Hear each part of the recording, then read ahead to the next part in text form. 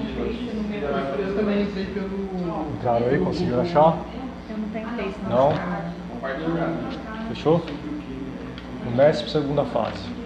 Não, a CAD.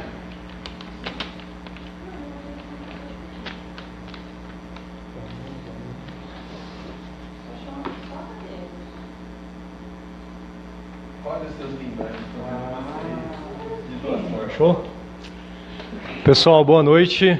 Sejam bem-vindos à nossa live sobre a segunda fase da Unesp, com a nossa equipe aqui do Academos Redação, Uhul, né? Meu nome é Thiago, sou o professor responsável por essa equipe maravilhosa. Aqui nós estamos com a professora Gisele, nossa professora de redação, professor Nicolas, nosso professor de literatura e linguagens, professor Gabriel Capelossi, nosso professor de História da Arte, Linguagens e também Literatura. Bom, para orientar vocês nessa nossa live, seria interessante que vocês entrassem na nossa página e baixassem esse arquivo que está lá, que é uma orientação exatamente sobre a redação da VUNESP, tá? Lá tem dicas sobre introdução, tem dicas sobre redação modelo, né? Como são as temáticas da Unesp. Então é importante você baixar para acompanhar aqui a nossa discussão sobre essa prova, uma prova destaque, né, do estado de São Paulo, e que tem agora no domingo a realização de sua segunda fase. Acho importante pontuar de início, né, professores, que a Unesp, ela é realizada, né, a prova da Unesp é realizada por uma banca maior, que é a banca da VUNESP, ok? Dei um ok aí para ver se o som tá legal, né, dei um joinha, tá ok? Ótimo. Então é importante pontuar que a VUNESP é quem organiza a prova da Unesp já há muito tempo, né? Só que ela não é responsável somente pela prova da Unesp, ela também é responsável por outras bancas, por outras provas, assim como foi responsável recentemente pela prova do Enem, né? Só que aí é importante pontuar essa grande diferença. Enquanto no Enem a prova de redação é avaliada a partir de 5 competências, tem critérios muito específicos, exige uma proposta de intervenção, na Unesp os critérios são diferentes. Nós falaremos sobre a grade dela, tá? E é importante nós desvencilharmos a questão da proposta de intervenção que era feita no Enem e o modelo de redação para a Unesp, porque se você levar esse modelo de proposta de intervenção para uma prova da Unesp, você perderá bastante pontos, tá? Então é importante pontuar de início o seguinte: a VUNESP vai corrigir o seu texto, a sua redação, seu texto dissertativo e argumentativo, a partir de uma grade chamada de grade tripartida, grade A, B e C. Tá? O que a grade A vai avaliar do seu texto? Avaliar o recorte temático, se você conseguiu abordar as palavras-chave do tema e principalmente se você conseguiu responder a proposição, responder a pergunta que foi colocada. Por que responder a pergunta que foi colocada? Se você observar os últimos temas da Unesp, né, de 2015, foi publicação de imagens trágicas, se era banalização do sofrimento ou se era uma forma de sensibilização. Era um tema pergunta. Na sequência, no finalzinho do ano, caiu sobre a questão... Me ajuda aí, Gisele. Era... Peraí, fugiu. A riqueza de poucos beneficia toda a sociedade? Também uma pergunta, tá? E recentemente, agora no meio do ano, nós tivemos uma cobrança sobre a questão das prisões, né, que são especiais, prisões privilegiadas, né, e também com uma abordagem temática, uma abordagem de pergunta. Ou seja, os temas da Unesp têm o hábito de cobrar como em forma de pergunta, né, de aparecer ali como um questionamento. E o que isso implica? Implica que a resposta a esse questionamento, e aí é uma questão muito importante, preferencialmente deve aparecer no seu primeiro parágrafo. Tá? E nesse manual que nós colocamos aí na internet para vocês, no Facebook, tem um modelo de introdução com a resposta a esse recorte temático já no primeiro parágrafo. E quando você responde, você já está criando a sua tese. Por exemplo, no tema em que era publicação de imagens trágicas, se era banalização, né, do sofrimento ou se era forma de sensibilização, se você vai defender a linha de que é uma forma de sensibilização, você já respondeu, você já abordou as palavras-chave e já praticamente gabaritou, tá, a grade A da Unesp, porque ela tem como objetivo apenas avaliar se o candidato abordou as palavras-chave e se ele conseguiu responder a proposição. Tá? Quando nós entramos na grade B, a grade B ela tem duas nuances. Ela vai avaliar o texto dissertativo, a estrutura, introdução, proposição, né, desenvolvimento e conclusão, e também vai avaliar a coerência do seu texto.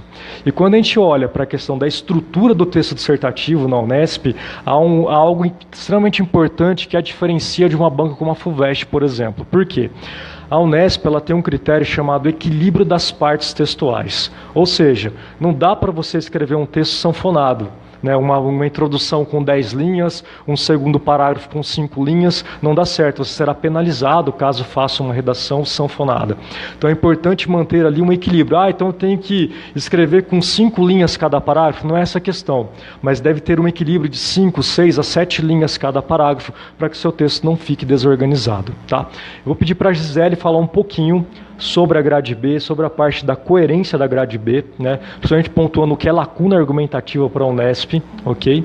E depois a gente finaliza com a grade C, que trata basicamente da modalidade escrita e também da coesão, dos elementos conectivos, ok? E importantíssimo, também faremos a diferenciação entre a conclusão do Enem e a conclusão da Unesp, que aí é a grande chave para o candidato realmente entender e não levar a estratégia de uma prova para uma outra que é totalmente diferente, ok? Vamos lá, Gi, fala um pouquinho sobre a grade B. Boa noite, galera, sou a Gisele. Bom, como o Thiago já falou, se na introdução eu já coloquei a minha tese, respondi aquela pergunta, agora vem o momento de defender aquilo, né? Então, essa questão de fazer com que aquela tese, ela seja defendida através de estratégias argumentativas. Os alunos nos perguntam assim, eu preciso colocar repertório em todos os parágrafos, eu preciso colocar filósofos, eu preciso colocar literatura. Olha, galera, o que você precisa fazer é, além de você trazer uma leitura da coletânea, porque isso para a Unesp, né, Tite, é muito importante. A gente, quando dá aula aqui no curso sobre essa grade, a gente sempre fala em relação a mostrar para o corretor que você entendeu e compreendeu aquela proposta. Como que você faz isso? Primeiro, respondendo a essa pergunta e fazendo uso da coletânea. Fazer uso da coletânea não é cópia.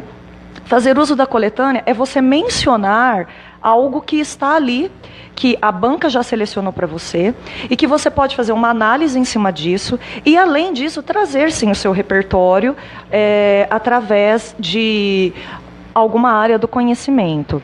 Só que só trazer o repertório como uma estratégia argumentativa não é suficiente. Você ainda vai ter que fazer uma análise em cima disso. Você vai ter que mostrar qual é o seu pensamento em cima daquele repertório. Então, o pessoal, por exemplo, vai trazer aí, gostam de Platão, né? Na política dualista de Platão, o mundo das ideias, o mundo inteligível, o mundo sensível, né? Aquela dualidade. Só falar do Platão não é você no texto. O Platão, ele é o repertório sociocultural que você trouxe, que tem a ver com a sua tese e está dentro do tema. Agora, e o que você pensa sobre o Platão?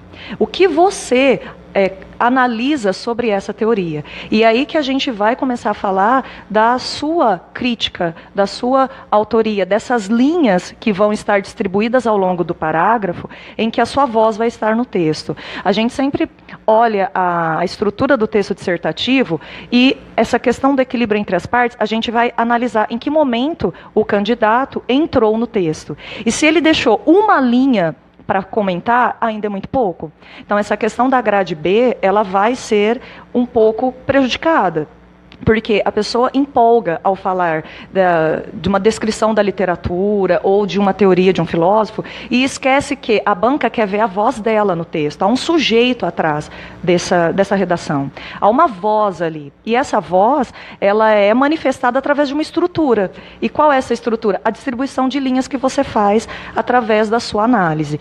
E essa linha que a gente está colocando aqui, porque é uma forma mais didática de falar para vocês, é onde a gente analisa se ficou lacuna ou não argumentativa. Porque você só expor e você só colocar um repertório, ou só fazer uma análise geral, baseado na atualidade, ok, isso ainda é exposição. Isso não é ainda a tua autoria. O momento em que você coloca, inicia com frases assim: esse fato revela que nossa sociedade ainda está caminhando sob o véu da ignorância e da exclusão. Você entende que é você no texto? Então, essas frases, elas têm que ser maiores do que um repertório que você vai querer ficar explicando. Gente, a banca já sabe quem é o Platão. A banca já sabe quem é a Clarice Lispector. A banca não sabe quem é você. Então, nessa questão da argumentação, ela é muito importante para um texto como a Unesp. Então, a questão da autoria, da sua criticidade, um parágrafo ter a ver com o outro, a ideia aí de que a passagem dos parágrafos, ela vai ser marcada, sim, por conectivos, porque aí a gente já vai entrar na questão da grade C, é uma grade que vai analisar a coesão do seu texto. Você repete palavras, ao passar de um período para o outro, você usa um conectivo, você traz aí uma ligação entre os elementos do texto, isso também é analisado em várias grades. Na Unesp não seria diferente. Então, essa grade vai analisar a sua linguagem e também a coesão que você faz entre parágrafos para também chegar a essa coerência. Então, o uso de conectivos errados, eles também vão trazer aí uma penalização na sua grade B, que é a coerência. O que aquele conectivo prejudicou para o entendimento das suas ideias? Então, essa questão da grade B, na Unesp, ela vai ser muito analisada, porque a Unesp ela ainda é uma banca tradicional, tá? Não empolga, achando que porque você não está prestando o Enem, o pessoal tem às vezes essa ideia, eu vou empolgar aqui no tamanho do meu parágrafo e nessa questão muitas vezes não usa nem conectivos. Nós ainda estamos numa banca tradicional, que quer ver um texto bem estruturado e que vai ver a análise da do seu repertório, vai ver a sua crítica, vai ver a sua autoria. E aí chega a parte principal, a conclusão. Então, as partes que a grade B ela vai trazer, introdução, desenvolvimento, conclusão. Introdução, o Tite falou. Desenvolvimento, as estratégias que eu usei para defender aquela tese da introdução. Porque muitas vezes o pessoal faz parágrafos desconexos, né? É como se fosse um UFA ao final de cada parágrafo. Já coloquei o Platão aqui, o que eu vou colocar no próximo? Não. O que a minha ideia do terceiro parágrafo tem a ver com a de cima? Isso eu faço através de conectivos e também da coerência. Isso é projeto de texto, gente. O projeto de texto é aquele mapinha que a gente sempre fala aqui no curso, e vocês já devem ter ouvido falar, que é o caminho para o qual sua redação vai caminhar. Então, no projeto de texto, eu já sei as estratégias que eu vou usar e qual conclusão eu vou trazer. A conclusão da Unesp não é uma intervenção, não é uma solução com agentes sociais, não faça isso. A conclusão, ela é um momento decisivo do seu texto. Ok, eu trouxe aquela tese, eu desenvolvi, e qual foi a conclusão final que eu cheguei? Então, como é que eu finalizo esse texto e como é que eu trago uma ideia reflexiva sobre ele? Então, a conclusão, a gente sempre fala assim, antes da conclusão, bate o olho de novo na introdução. Olha o que você colocou lá. Inicia-se com o conectivo. O conectivo conclusivo, ele é bom porque ele dá um tom de finalização de texto. Então, portanto, assim, dessa forma, nessa perspectiva, diante desses fatos. Então, ali não é para você ficar empolgado, né? O pessoal quer fazer umas frases imensas. Não, é só um conectivo para você trazer o tom de finalização do seu texto. E aí, o que a gente geralmente dá de estratégia para o aluno que está muito aí viciado em conclusão Enem? A gente sempre fala assim, olha lá para a tua introdução, vê o que você colocou lá. Retoma a tese. Retomar. Afirma aquilo novamente com palavras diferentes. Então, se você colocou lá, vou falar um tema que a gente trabalhou aqui, né, a questão da meritocracia. Então, se lá na introdução você colocou uma tese assim, a meritocracia é um mito, porque é uma disputa injusta e desleal, pois nem todos têm as mesmas oportunidades. Ótimo, excelente tese. Como que você vai para a conclusão? Portanto, fica claro que a meritocracia não passa de uma lenda, visto que coloca-se candidatos para subir no mesmo pódio sem ter as mesmas ferramentas. Você entende que você colocou a mesma ideia, só que com palavras diferentes? Isso é retomar a tese. Ponto final. Já está pronta? Não, você faz uma reflexão final sobre isso.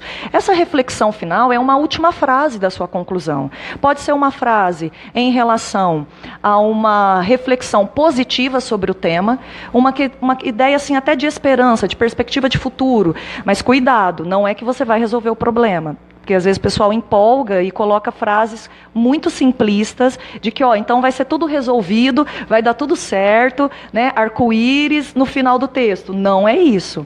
É aquelas frases que você pode trazer uma condicional. Se a sociedade se conscientizar de que todos, para chegarmos à linha de chegada, precisamos de mesmas oportunidades, assim venceremos o mito da meritocracia. Você trouxe uma perspectiva positiva em relação ao tema. Mas você pode fazer uma afirmação também mais realista. Essa situação não mudará enquanto a sociedade continuar com a ideia de que só se vence pelo esforço. Também é excelente. Às vezes você também pode terminar com uma citação, mas eu fico um pouco assim, com cuidado para te falar isso. Terminar uma citação, gente, citação é ótimo, nossa, é muito bacana, mas tem que ter a ver com o que você acabou de escrever. Tem que terminar com a sua voz, porque aí o que acontece, né? O pessoal gosta muito daquela frase do Platão. Platão, ele é excelente para redação, muito bom, mas às vezes o pessoal não sabe usar. Então termina com aquela frase assim, porque como diz Platão, o importante não é viver, mas viver bem. Mas você não falou nada de viver bem. Você está vendo, a tua conclusão está numa perspectiva negativa. Aí você me solta esse Platão. E você entende que ele está ali desconexo com aquela conclusão, e não é o Platão que vai concluir teu texto. E se você trouxe uma reflexão, coloque ainda a tua frase em cima dele, tá? É bacana você terminar com uma citação, é bacana, mas não é necessário. Você pode fazer sempre essa retomada, mas pense, a tua conclusão, ela tem que estar alinhada ao teu projeto de texto. Então, tudo que está falado ali na conclusão, o teu corretor já tem que ter visto ao longo do teu texto, ou do desenvolvimento, ou lá na introdução. A conclusão, ela não é um parágrafo desconexo, porque o pessoal muitas vezes vicia, né, na proposta de intervenção, porque ela é muito diferente, e a gente está numa outra banca. Na proposta de intervenção para o Enem, você pode fazer aquilo desconexo. Mas você vai perder na competência 3. Mas para a Unesp e também para os outros vestibulares, tá? FUVEST aí, é o mesmo esquema. Conclusão tem que ter a ver com o que você já disse. Tem a ver com o teu projeto de texto. Não é ideia nova, não empolga com dado novo. Lembrei de algo super legal, não tenho mais tempo para colocar no meio do texto, vou jogar na conclusão. Não faça isso. O que é conclusão? O final das minhas ideias em relação ao que eu já disse. Conclusão, ela se refere a algo que já veio antes. Não dá para você colocar algo novo. Então, a ideia aí da conclusão, ela vai trazer essa ideia de estar relacionada ao projeto de texto. E aí a gente garante essa grade B de uma forma bem fechadinha, bonitinha, todos os parágrafos relacionando entre si. E agradecer a questão da linguagem, né? A gente já sabe. O pessoal às vezes quer colocar frases populares ou até informais entre aspas. Olha, não acho isso bacana, porque até para você fazer isso, precisa de um contexto, né? Então, a ideia é a norma culta, que continua valendo, a ideia da concordância, as regras aí de regência, uso da vírgula. A vírgula é uma coisa que o pessoal erra bastante, né, Tite? Separar o sujeito do predicado, né? Aquele sujeito imenso que a pessoa faz, às vezes é um sujeito de uma linha inteira. E o verbo vai vir na linha de baixo, ou às vezes é um sujeito oracional, a pessoa separa por vírgula. Amigo, erro grave, aí não dá. Então a gente tem que tomar muito cuidado com isso, tá? Em relação à linguagem. E nessas questões aí da grade, né? O que vocês podem usar ou não, vai muito da criatividade de vocês. Mas lembre-se, na Unesp, a gente vai fazer essa referência aí à coletânea, tá? Como é que a gente faz essa referência? Você quer falar disso, Tite, ou você quer que eu fale? Quer? Tá? Essa questão aí, só para o pessoal que às vezes não ficou muito claro, referir-se a uma coletânea de uma banca como essa, é você, em cima do que já foi dito, você trazer a sua ideia. Então, por exemplo, vou colocar uma proposta que a gente fez aqui no curso, que foi sobre a ressocialização dos ex-detentos, né? Se é possível ressocializar ex-detentos na sociedade atual. E na nossa proposta tinha uma lei que falava qual era o verdadeiro intuito do nascimento das prisões. Era reorientar esse presidiário, orientá-lo, o objetivo era orientar esse presidiário e prepará-lo para a reinserção na sociedade. Olha, se eu quiser usar esse dado na minha redação, o que eu posso fazer? Eu posso colocar... talvez na própria introdução, fazer aí um aparato histórico do nascimento das prisões, como que eram as prisões, como que eram as punições, até chegar ao que é o presídio hoje e chegar à lei. Então, com isso, com os maus tratos, nasceu a lei número tal, você pode usar o número da lei no seu texto, que tinha como objetivo orientar e reinserir o preso na sociedade, prepará-lo para a sociedade. Aí você vem com a tua tese. No entanto, não é isso que acontece, visto que a superlotação das prisões, os maus tratos, a formação de quadrilhas, de facções criminosas, levam cada vez mais à impossibilidade de ressocialização do preso na sociedade. Você entende que você usou a coletânea? Só que você não ficou preso a ela, você usou um dado que estava ali. Isso você pode fazer. Mas lembrando, você tem que trazer um repertório a mais, né? Provar para o seu corretor que você tem visão de mundo. Beleza? Legal, Gi, perfeito a sua exposição sobre as duas competências, né, grade B, grade C, e também voltando à questão do uso da coletânea, né, que permeia toda a prova da Unesp. E é importante observar que o uso da coletânea realmente não pode ser cópia, não pode ser citação, né, não é ficar preso às ideias. Se você ficar preso à ideia da coletânea, com certeza você vai ter uma perda de pontos muito significativa. Tá? E até para ilustrar e deixar mais teórico para você perceber, aliás, mais prático para você perceber como utilizar a coletânea, no material que nós disponibilizamos no Face, há uma introdução sobre o tema de 2015, que era a publicação de imagens trágicas, e essa introdução faz uso das imagens que apareceram na prova. E aí uma das imagens era do menininho sírio, né, que foi encontrado morto à beira da praia. Tinha a imagem da menina do Vietnã correndo, né, após o bombardeio. Tinha uma outra imagem de um garoto sendo assolado pela fome. Então essa introdução modelo que tem aí no seu material parte de uma descrição, tá, de uma das imagens, mas sem se referir à imagem. E aí você já está fazendo uso da coletânea. E na sequência você já responderia à questão, né, se a publicação dessas imagens trágicas era banalização ou se era simplesmente uma forma de sensibilização. Né? Então você parte de uma descrição de uma das imagens que tem ali e responde àquilo que está sendo perguntado. É uma introdução muito diferenciada. A maioria dos candidatos começa com hoje em dia, atualmente, né? Fala-se muito nos dias de hoje, e são introduções muito simples, ordinariamente, não é um vocabulário que faz parte, né, da escrita, às vezes, de um aluno do ensino médio. Então ele traz esses recursos sem saber utilizá-los e acaba empobrecendo a sua introdução. Quando você parte de um relato histórico, quando você parte de uma descrição, quando você traz um livro, você já pulou aí o patamar de uma introdução simplista e já consegue ganhar um destaque no início do seu texto. Tá? Eu deixo em aberto para vocês perguntarem sobre alguma questão, né, sobre as redações. Há uma redação modelo no material de um aluno nosso querido Luiz Minto, que está aqui acompanhando o nosso live. Né? Nós pegamos uma redação modelo dele sobre a Unesp, então é importante observar como é essa introdução diferenciada, como os parágrafos argumentativos são muito bem fechados com o tópico frasal, fundamentação, discussão sobre esse tópico frasal e como é uma conclusão, né, modelo Enem, retomada de tese, conclusão e reflexão acima daquilo que foi discutido, ok? Façam perguntas, estamos à disposição para responder sobre redação. E agora, vou passar para os nossos queridos professores de linguagens e literatura, tá?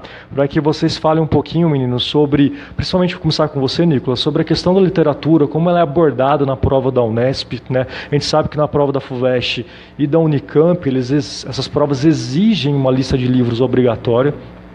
Já na prova da Unesp não há essa obrigatoriedade, porém a banca às vezes faz uso de alguns desses livros que estão na FUVEST ou na Unicamp, e eu gostaria que você pontuasse como essas obras são utilizadas, como é o modelo dessas questões da Unesp, tá? E também ficamos à disposição para responder sobre linguagens e literatura. Vamos lá, Nicolas. Boa noite, pessoal. Então, meu nome é Nicolas e eu vou falar um pouquinho sobre a literatura. no vestibular da Unesp não cai, não tem um livro, uma lista de livros obrigatórios. Então, e agora? O que eu faço? Né? Não precisa se preocupar. Né? Isso exige uma certa malícia do vestibulando. Por quê? Porque ele precisa conhecer os elementos básicos de todos os livros da literatura do ensino médio. Não é? Só que não é só isso, não. Ele também precisa conhecer um pouquinho sobre a literatura contemporânea. Né? Por exemplo, em 2016 caiu um texto da Denise Fraga. Né? Em 2017-2 caiu um texto do Chico Buarque, eu vou falar um pouquinho sobre ele depois. Né? E também alguns livros que não são tão conhecidos assim pelo aluno do ensino médio. Só que qual que é a grande vantagem de não ter uma lista de livros obrigatórios? É que quando ele vai fazer uma questão, ele coloca um texto para você. E geralmente ele vai fazer uma pergunta, né, que vai exigir que você avalie esse texto. Né? Então eu acho que a grande vantagem de não ter uma lista de livros obrigatórios como a FUVEST, como a Unicamp, é que eles dão um fragmento para vocês formularem a sua resposta. Né? Bom, e por não ter uma lista de livros obrigatórios, isso também mostra que o vestibular da Unesp é mais dinâmico, porque pode cair questões de livros clássicos como Machado de Assis, né, Aloysio Azevedo, como obras não tão clássicas. Né? E isso é muito interessante porque isso vai exigir que o aluno tenha uma certa dinâmica, né? Que ele saiba interpretar textos clássicos, mas textos que também não são conhecidos. Né? Bom, então o vestibular da Unesp ele explora mais as competências interpretativas. Bom, se eu preciso interpretar textos, então isso significa que eu não preciso conhecer o contexto histórico ou as características daquela obra? Não, pelo contrário, né? Por quê? Toda obra ela é escrita a partir de um contexto histórico. Então, por exemplo, a escravidão, de certo modo, está muito presente, né, em Memórias Póstumas de Brás Cubas. Né? Além disso, também está presente em Minha Vida de Menina, por exemplo.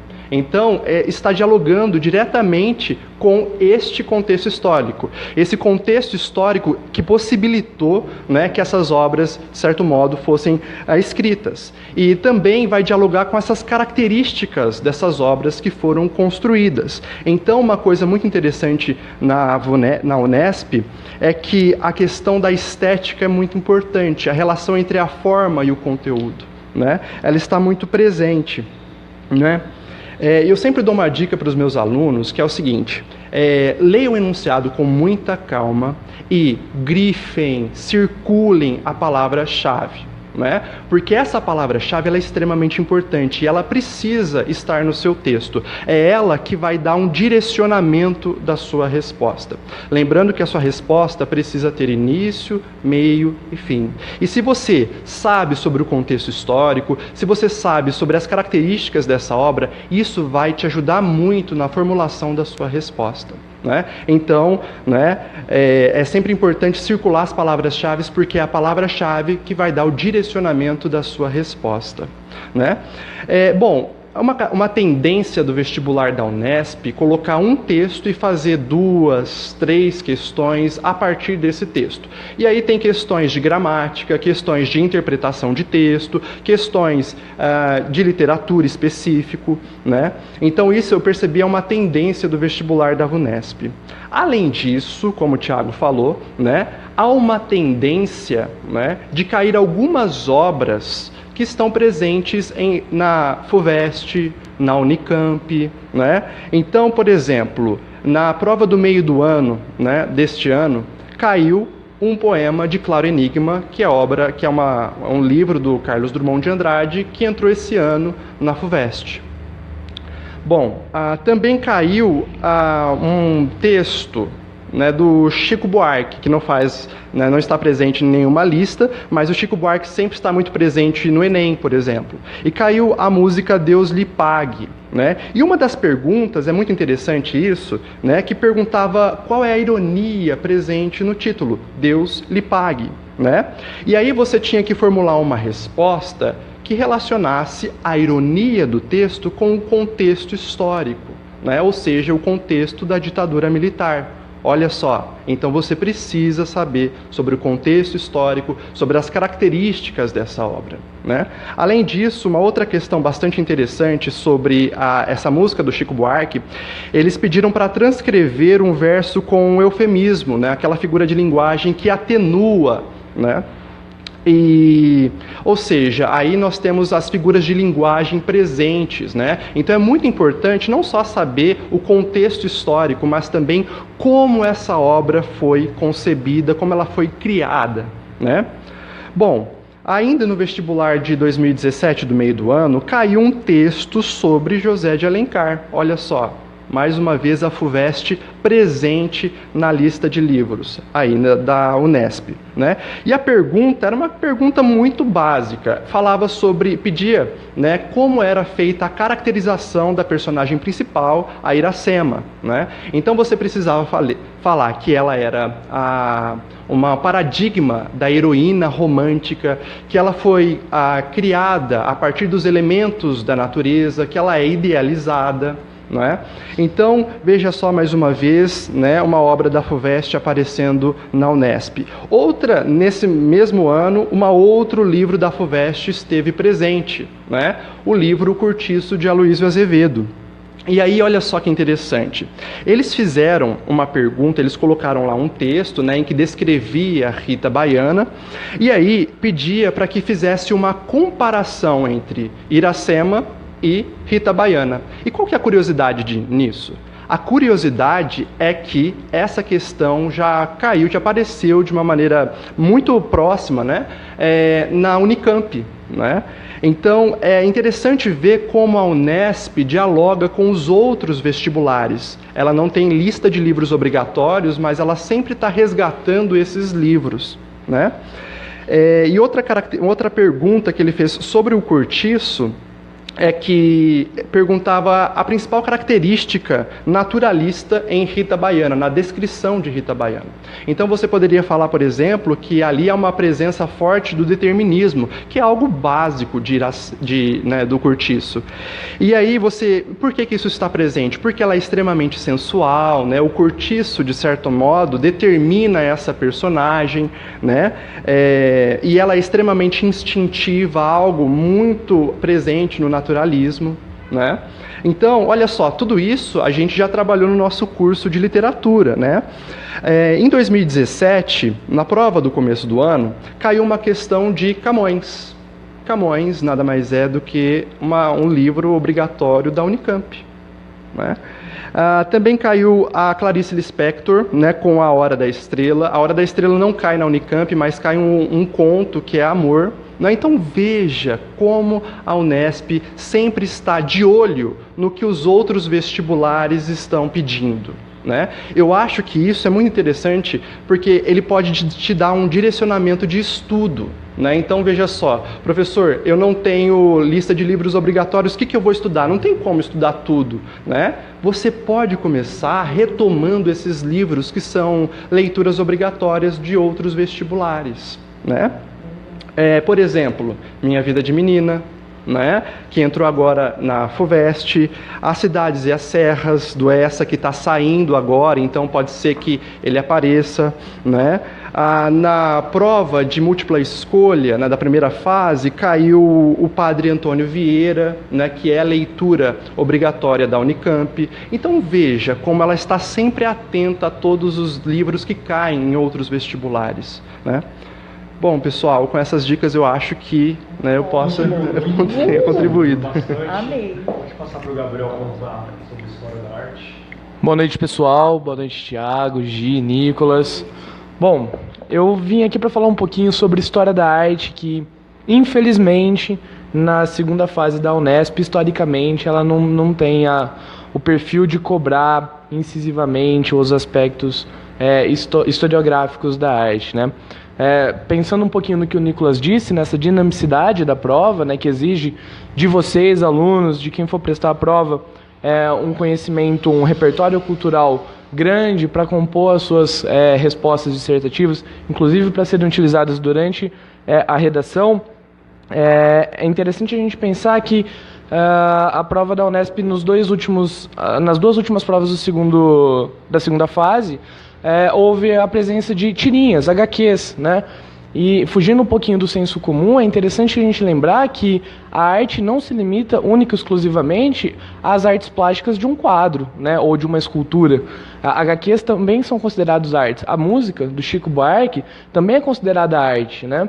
Então, é interessante pensar que, ainda que numa primeira fase seja mais recorrente a presença das correntes vanguardistas, modernismo, cubismo, como aconteceu no meio do ano agora de 2017, como aconteceu no final do ano passado, né, a presença da arte pop, que está sendo cada vez mais recorrente.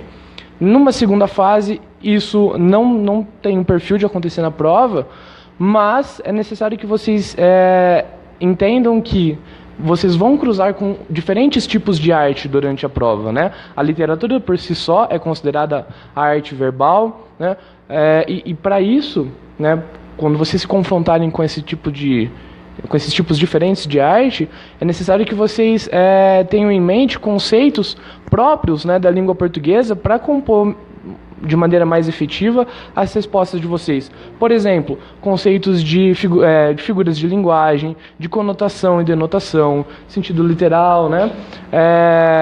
Ironia, como o Nicolas apresentou na música do Chico Buarque, na tirinha do Níquel Náusea, no 2017/2, a leitura interpretativa da fala dos personagens, né?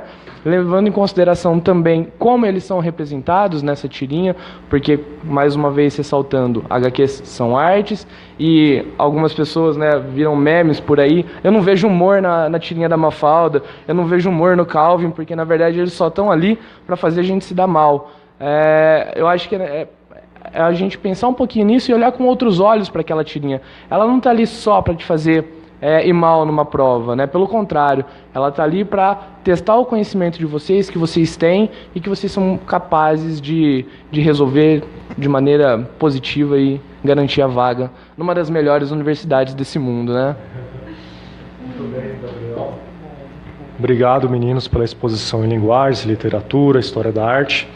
Acho importante pontuar também a maneira de responder às questões de literatura e linguagens, né, dentro da segunda fase da Unesp. Por exemplo, retomando aquela questão que você colocou, Nicolas, sobre o Chico Buarque, em que ele perguntava sobre a ironia no título, né, Deus lhe pague, na canção. Então a pergunta era bem direta, né, se era possível afirmar que havia ironia no título da canção.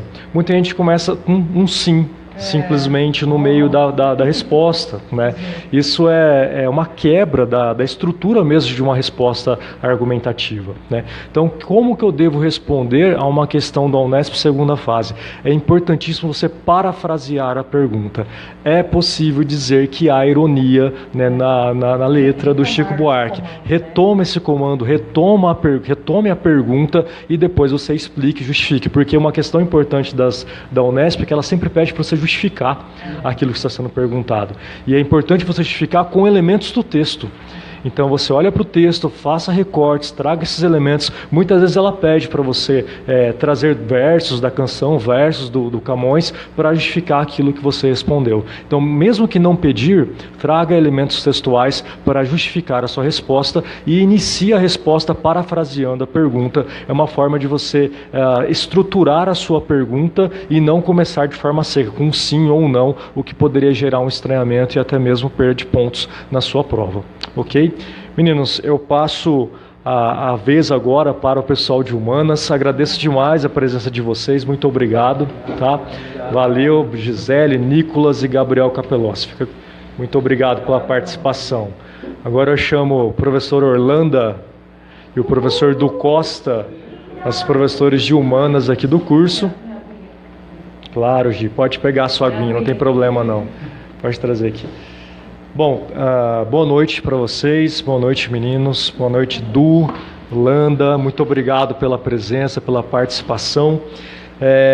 Bom, a prova da segunda fase ela também tem uma abordagem ampla, né? Ela cobra todas as áreas, todas as frentes e no caso das humanas não fica atrás. E eu gosto muito da prova de humanas da Unesp pelo diálogo às vezes com a redação, pelo diálogo com a prova de linguagens, né? Pelas temáticas que são trazidas ali na geopolítica, na história, na filosofia, e são sempre temáticas que dá para você se apropriar e muitas vezes utilizar na própria prova de redação como meio de reflexão mesmo, né, como meio de desdobrar aquilo que está sendo perguntado, né? Então eu gostaria que a Orlando inicialmente pontuasse um pouquinho sobre as questões de história, atualidade, filosofia que tem aparecido nas provas da Unesp dos últimos anos, tá? E eu deixo em aberto para que vocês perguntem também aos meninos algo sobre as questões de humanas e também como deve responder essas questões que não diferencia-se das questões de linguagens, né? É importante sempre parafrasear o comando para chegar à resposta. Então passo a palavra a Landa agora, vamos lá. Boa noite, ternurinhas. Vamos falar um pouquinho então da prova da Unesp. Eu também gosto muito, como o Thiago estava falando, eu acho uma prova muito coerente. Coerência não torna a prova mais fácil, mas torna ela uma prova mais real, mais plausível, né, de fácil compreensão para que a gente inicie as nossas respostas. Gosto também da prova da Unesp porque eu acho que as ciências humanas dialogam muito. Então, os conteúdos clássicos que vão ser cobrados em história e geografia, eles reaparecem nas cobranças teóricas e nas cobranças de pensadores das provas de filosofia e sociologia. A gente vê bastante esses diálogos, principalmente nas provas dos últimos anos, 2015, 2016, 2017. Bom, atualidades na Unesp é um pouco diferente do Enem também, é bastante diluída, então a prova de humanas, no geral, dialoga muito os conteúdos clássicos que vão ser cobrados das disciplinas com as questões atuais. Então, vai trazer um texto que aborda algo atual, algo que está acontecendo e vai te pedir, então, uma compreensão histórica, uma compreensão geográfica daquele assunto, e a gente vê alguns conteúdos muito clássicos sendo aliados ao nosso contexto histórico atual. A gente pode perceber, então, por exemplo, o processo de industrialização, Revolução Industrial do século XVIII, ele é uma constante na prova, sempre aparece, e na prova de história ele vai aparecer mais, não só como uma mudança na forma de trabalho, mas sim na compreensão do que significa a palavra revolução. Então, a mudança no comportamento, como é essa mudança da noção de tempo, né? Como é não mais trabalhar de quando o sol nasce ao quando o sol se põe? Como é trabalhar para acumular? O que isso causa nos hábitos das pessoas, na vida, na família? Essa mudança completa, essa revolução completa realmente que acontece. E aí, então, nas provas de sociologia e filosofia, eles trazem os novos pensamentos. E aí, então, aparece o iluminismo, o uso da razão, a ideia da defesa da liberdade civil, dos direitos naturais, a luta pelo julgamento antes das punições, né? E isso também puxa na história questões sobre os movimentos sociais. Então, cita movimentos atuais e cobra, como na prova de 2016, se não me engano, o movimento sufragista na Inglaterra, ou mesmo o surgimento do movimento operário. Então, o que a gente percebe? Que eles vêm com uma questão, um fato histórico, e a partir desse fato histórico, eles vão pedir, então, que você entenda a mudança de pensamento, insira esse pensamento daquela época, você também entenda o surgimento dos movimentos sociais e todas as questões que vão ser pertinentes àquele momento e que vão gerar o próximo momento. Então, aí, século XIX, a partir disso, então, as ideologias políticas modernas. Então, provas em que tem o comunismo, o socialismo, outras provas pedindo anarquismo, outras provas pedindo feminismo e sempre aliando a uma questão atual, tá? Os conceitos têm aparecido muito também na prova da Unesp, tem sido uma constante. Conceito, dominar conceito mesmo, puro. Então, um conceito que tem aparecido muito é o conceito de política. E aí a gente tem que ter muito cuidado, que eu sempre falo para vocês, devem estar cansados, quem tem aula aqui no Academos deve ter ouvido isso milhões de vezes, que política não é governo. Né? Então eu posso não gostar do governo, mas é um pouco impossível não gostar de política, né? Então a palavra política lá como organização da polis e a sua evolução histórica até o momento atual, estratégias para alcançar objetivos específicos, né? E o governo então como uma dessas estratégias. Então o que a gente percebe? Quando eles falam de política, dois pensadores aparecem muito, tanto na prova de história como na de filosofia e na de sociologia, que é o Platão e Maquiavel. Tem sido uma constante. Então, é um ou outro, e em muitas provas, os dois. Do Platão, sempre a ideia, a noção de idealismo, então o mundo ideal e o mundo das manifestações, né? E a ideia, então, de que o político seria o filósofo, aquele que consegue acessar o mundo ideal e que, portanto, tá mais capacitado para governar no mundo das manifestações. E o Maquiavel já com uma ideia de política mais moderna, né, ali a partir do absolutismo, e trazendo então a política aliada à astúcia e ao pragmatismo. Então, olha só, a astúcia, né, o dom, a capacidade humana, a razão, o pensamento racional. Então, o cara que está preparado para fazer aquilo, e o pragmatismo, porque ele tem que ser prático, certo? Então, para ele, a política, ela acontece a partir de uma ação astuta e pragmática. Qual seria, né, essa ação astuta e pragmática? Manter o poder centralizado, né, sem uma preocupação moral. Para quê? Para consolidar o Estado laico a qualquer custo. Certo? Então isso aparece, isso é recorrente. A partir do conceito de política, eles vão então, né, como estratégia para alcançar objetivos, a democracia é uma das estratégias. Então eles vão abordar várias formas de governo, e a democracia tem sido recorrente até por conta do atual momento de crise da democracia representativa em que a gente vive, né? Da ideia, então, do sentimento de não representatividade que a sociedade atual vive, não só na América Latina, mas mundialmente. Então, democracia tem sido um assunto recorrente. A comparação entre a democracia antiga e atual, por exemplo, os prós e os contras, né? Então, a democracia antiga, ela era direta, então as pessoas realmente estavam lá decidindo o que elas iam fazer. Como elas que estavam decidindo, realmente elas colocavam em prática aquilo. Só que o número de cidadãos era diminuto, era muito menor, porque quem era cidadão? Tinha, né, nas polis gregas, tinha que ser homem, maior de 21 anos, livre, nascido naquela cidade, de pais nascidos naquela cidade. Então, eu reduzi. Então, eu tinha um número de cidadãos bem menor, decidindo ali por todo mundo, mas as decisões eram colocadas, aquelas decisões ali tomadas eram colocadas em práticas. E já na democracia atual, indireta, representativa, não confundir, gente, o voto é direto. Mas a democracia, ela é indireta, exatamente porque você vota, você elege alguém para ir lá e decidir por você. Qual que é a vantagem? A ampliação da cidadania. Então, o voto universal em grande parte do mundo, mas aquele que você elegeu pode não cumprir aquilo que você quer, pode não te representar, tá? Dentro disso também, as formas de governo. Então, eles vão trazer monarquia absolutista. Se eles trazem monarquia absolutista, eles vão trazer Maquiavel na prova de filosofia ou na prova de sociologia. A gente tem percebido isso, tá? E como se fala muito da democracia, a ditadura também voltou a aparecer nas provas de 2015, 2016, 2017.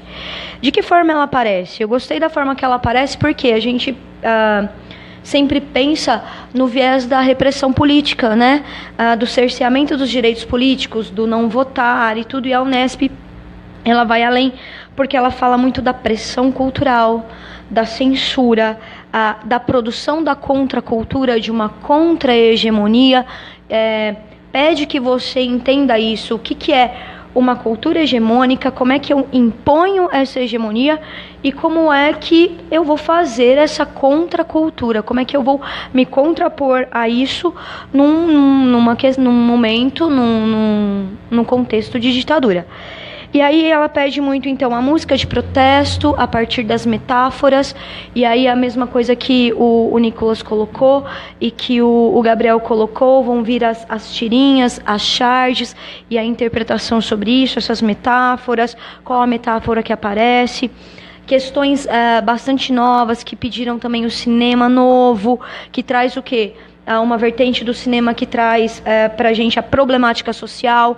Então, no filme a gente vai ver a problemática social, que pode, lógico, guardadas as devidas proporções, porque não dá para comparar o Glauber Rocha, mas a gente tem uma retomada dessa temática social na atualidade, então pode haver sim uma questão comparativa.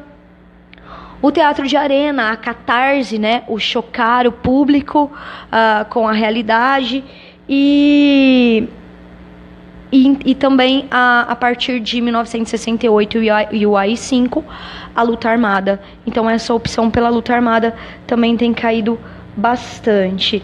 Bom, como o tema democracia tem sido recorrente, uma questão que apareceu em 2016, que para mim foi bastante marcante, foi a reflexão emancipatória.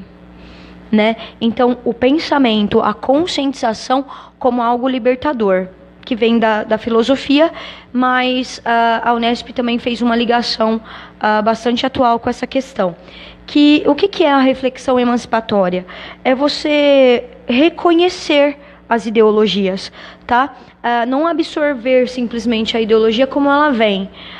Não significa que toda ideologia ela seja puramente manipulativa, tá? Significa que você precisa reconhecer. E nesse reconhecimento, o que a Unesp pedia ao aluno? Que ele entendesse que algumas ideologias, independente da vertente política que elas sigam, elas muitas vezes não estão encaixadas corretamente na realidade. Então elas pedem que o aluno entenda as contradições.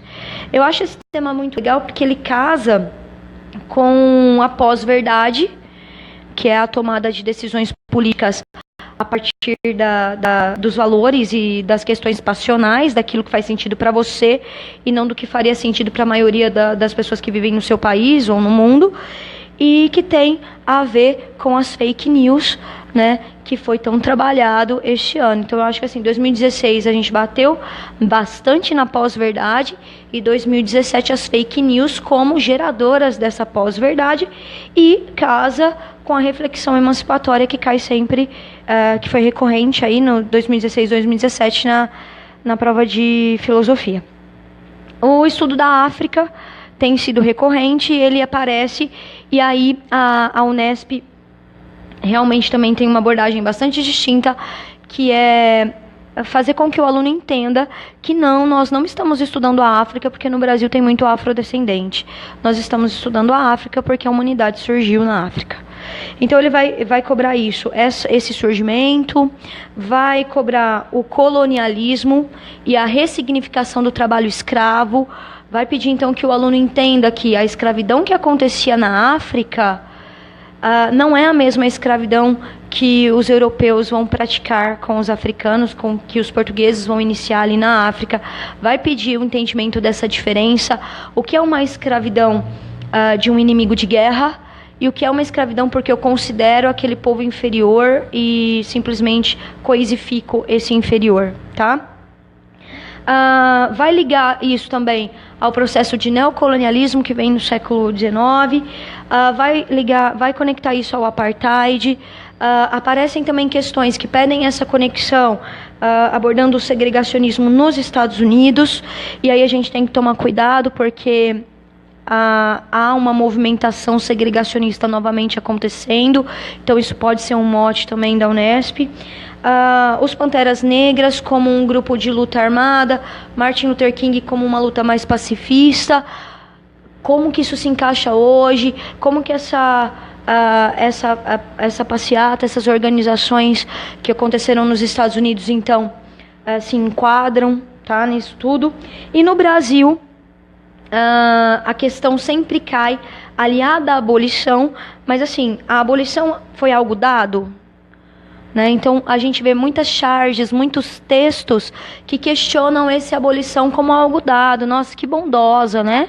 A princesa Isabel, e questionam se essa libertação é suficiente. Então em 2017 lá, uma charge que falava, nossa, desculpa, gente, 2016 para 2017, essa libertação foi suficiente. Então tinha a charge lá, né, do cara sentado, o menininho engraxando o sapato dele, e ele falando assim, não, mas vocês foram libertos, vocês ganharam a liberdade, né? Se isso é suficiente, se a libertação como foi feita, sem essa inserção do negro, dessa absorção do negro, gera o racismo atual, gera a inferiorização, e ligando, né, conectando tudo isso a todo esse processo que vem desde do colonialismo e do neocolonialismo, e principalmente tem sido recorrente não só na Unesp, na FUVEST, na Unicamp, apareceu no Enem também a necessidade das políticas públicas no contorno de problemas sociais.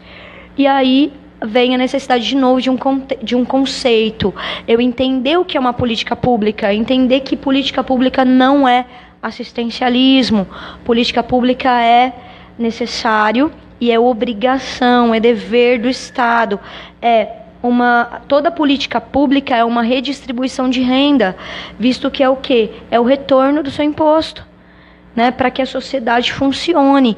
Então, o que é uma política pública?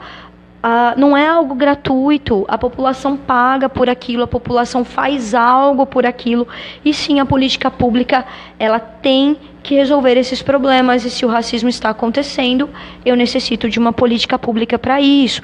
Então, o cuidado ali, quando você for analisar uma política de cotas, por exemplo, para você não analisar isso como assistencialista, e principalmente lembrar que ela se insere num projeto maior, que é o Estatuto da Igualdade Racial, tá? Ainda continuando em Brasil, então, caem os temas clássicos: capitanias hereditárias, governo geral, vinda da família real para o Brasil, a independência já aliada aos interesses estrangeiros, tudo isso gerando a questão de terras. Lembra sempre que toda vez que a palavra questão aparece antes de alguma coisa é porque é um problema. É porque o vestibular está querendo que você analise um problema. Tem uma disputa. Questão palestina, questão de terras, tem uma disputa. Então, vão ter sujeitos distintos, com interesses distintos, e vai ter pelo menos 2 ou mais posições em jogo. É necessário que você conheça todas as posições para fazer uma boa prova. Sobre as respostas, a estrutura, eu sempre falo para os alunos: pediu 2 características, se limite a 2 características. Pediu uma, se limite a uma. Você não precisa mostrar para o examinador que você sabe muito. Você precisa mostrar para o examinador o que a pergunta te pediu. Então, ele pode interpretar como se você não tivesse entendido aquela pergunta, né?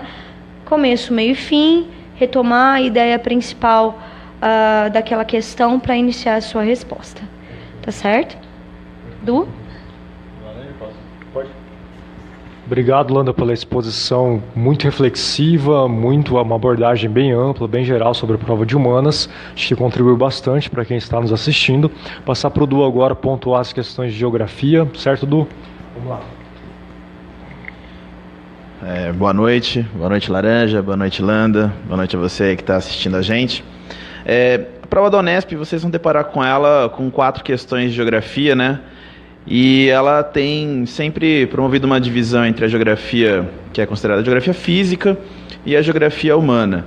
E acho que bem pontualmente, temas que estão sendo presentes nos últimos anos, nos últimos vestibulares, inclusive os de meio de ano, a gente pode, por exemplo, falar de urbanização, né?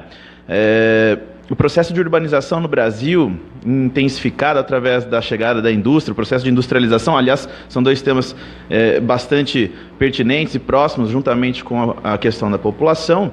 E no Brasil, principalmente, a partir do momento do nosso desenvolvimento industrial, com Vargas, e isso se intensifica com os próximos governos, como os do JK, o período militar, e até o período aí já de governos neoliberais, dentro de um contexto neoliberal, eu falo, e aí a gente tem um histórico de que a partir do momento em que se industrializa o país, promove-se um êxodo rural intenso. Esse êxodo rural se intensifica, claro, também através das revoluções agropecuárias. Caso da Revolução Verde, décadas de 50 e 60, e mais recentemente a terceira Revolução Agrícola, considerada essa dos organismos geneticamente modificados. Esse êxodo rural, ele foi muito forte, muito intenso e acabou sendo também descontrolado. As cidades não estavam preparadas para receber a maior parte desse contingente populacional e diversos problemas vêm a surgir. Problemas associados como, por exemplo, a piora, né, a deterioração dos serviços públicos, a Landa agora há pouco falava sobre, né, como transporte, como educação, como saúde, como também moradia. A gente percebe também um aumento da violência, um significativo aumento da violência e, óbvio, também aí a gente pode e deve associar os principais impactos socioambientais. Então, eu acho que, assim, com relação à urbanização, com relação à associação dela com a industrialização brasileira, com também o processo migratório interno do nosso território, a gente consegue criar uma linha de raciocínio.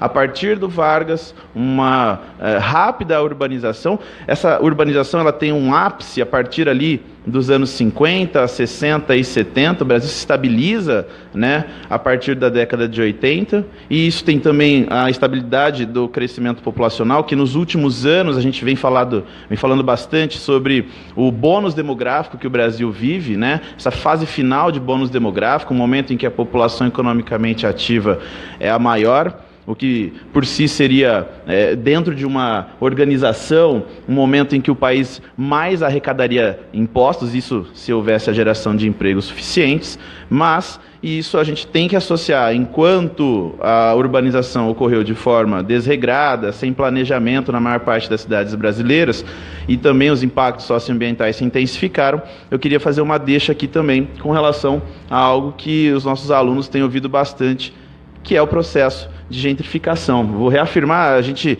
usa de novo esse tema de gentrificação, porque é uma aposta minha, né, Laranja, até mesmo para tema de redação, haja vista a cidade de São Paulo, exemplificando todo esse processo, que significa o quê? Em áreas centrais, onde os serviços estão realmente mais deteriorados, são áreas consideradas até de certa forma abandonadas, né? A gente vê o que, através da iniciativa privada ou através mesmo da própria iniciativa pública, uma revitalização desses centros antigos, popularmente chamados de Cracolândia, né? E isso esse ano a gente viu através, por exemplo, do governo do prefeito de São Paulo, João Dória, uma grande quantidade de notícias associadas à retirada de moradores dessas áreas centrais, pessoas essas sem teto, né? Então eu acredito que seja um tema interessante, a gentrificação, a revitalização de centros, e isso acaba forçando a expulsão dessas pessoas de menor poder aquisitivo para as áreas mais periféricas, tá? E isso, obviamente, acaba por revitalizar o centro através de que tipo de revitalização? Serviços, como desde farmácias, até mesmo lojas, bancos e tudo mais, que acaba tendo para a região central uma valorização, tá? Então, eu acho que esse é um tema interessante. Falar de industrialização, a Landa comentou aí sobre as revoluções industriais. O Brasil ele teve, em fases diferentes de industrialização, na era Vargas, uma forte política de estatização e nacionalização. O JK, a gente tem que ter aí uma ideia que ele teve uma internacionalização, promoveu uma forte internacionalização da nossa economia, acabou gerando, obviamente, um aumento das dívidas externas. Isso foi se intensificado durante o governo da ditadura militar, né, todo esse período militar, e nos anos 90 em diante, com a entrada de políticas neoliberais, uma forte privatização, uma redução de direitos trabalhistas. Então a gente vê também, focado na parte industrial, uma descentralização. O Sudeste, bem mais São Paulo e Rio de Janeiro, que no início, lá desde a era Vargas, e isso acabou se intensificando com os governos do JK e militar, uma forte concentração industrial aqui no Sudeste, São Paulo e Rio principalmente. Mas é a partir dos anos 90 que há uma descentralização. O fator locacional hoje das indústrias é muito mais associado à isenção de impostos, a uma logística que vai ser oferecida, né, pela prefeitura ou pelo governo estadual, ou até mesmo o governo federal, com uma logística de escoamento, com um fornecimento de energia, e isso tudo valoriza ainda mais a busca por novos terrenos, né, a guerra fiscal que se intensifica no nosso país. Acho eu que um outro tema interessante, pensando ainda no Brasil, seria a parte da agricultura e da pecuária brasileira. Nos últimos meses, economicamente falando, o Brasil teve uma estabilização e um mínimo crescimento econômico, e muito também em detrimento do preço das commodities. O Brasil é um grande exportador de commodities, então eu apostaria também na parte de aumento das nossas vendas, né?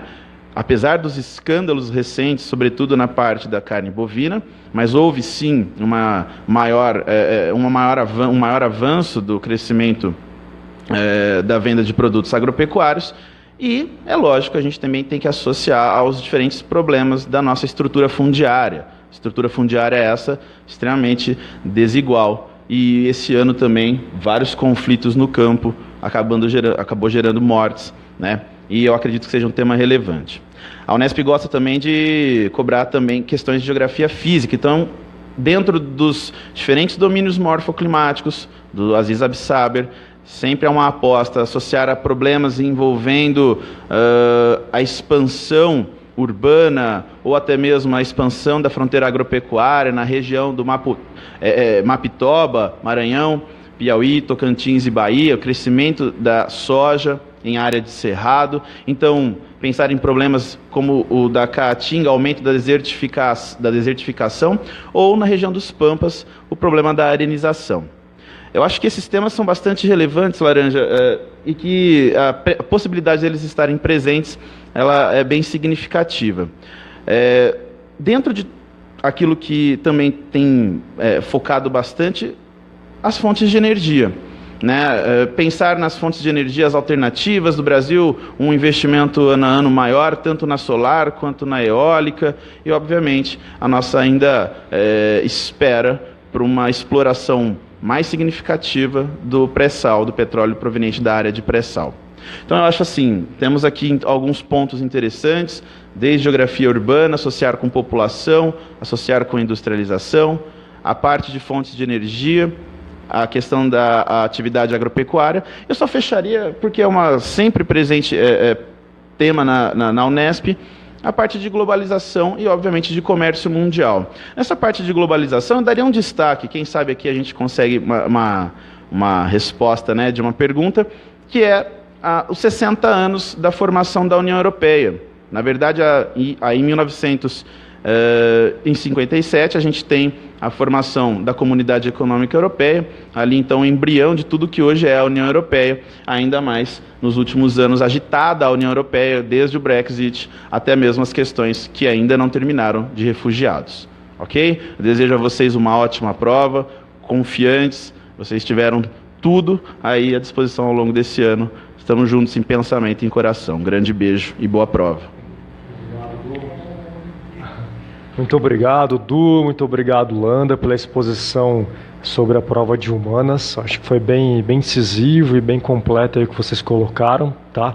Agradeço também a participação de vocês, os likes, os coraçõezinhos, né, os agradecimentos, o rules aí na nossa página. Bom, Não deixem, obviamente, de baixar o arquivo sobre a redação. Acho que é um instrumento importante para você conhecer um pouquinho mais sobre as técnicas de correção da Unesp, tá? Assistam o nosso vídeo novamente, ficamos à disposição no Facebook para tirar qualquer dúvida aí nesse curto espaço de tempo até a segunda fase. Podem enviar perguntas que eu encaminho aos professores, nós responderemos aqui as questões que vocês mandarem aí para a gente, tá? Então, muito obrigado pela audiência, muito obrigado por ter ficado conosco nessa 1h10 de transmissão, né? Muito obrigado, professores, pela presença. Boa noite a todos e boa prova no próximo domingo e segunda-feira. Até mais.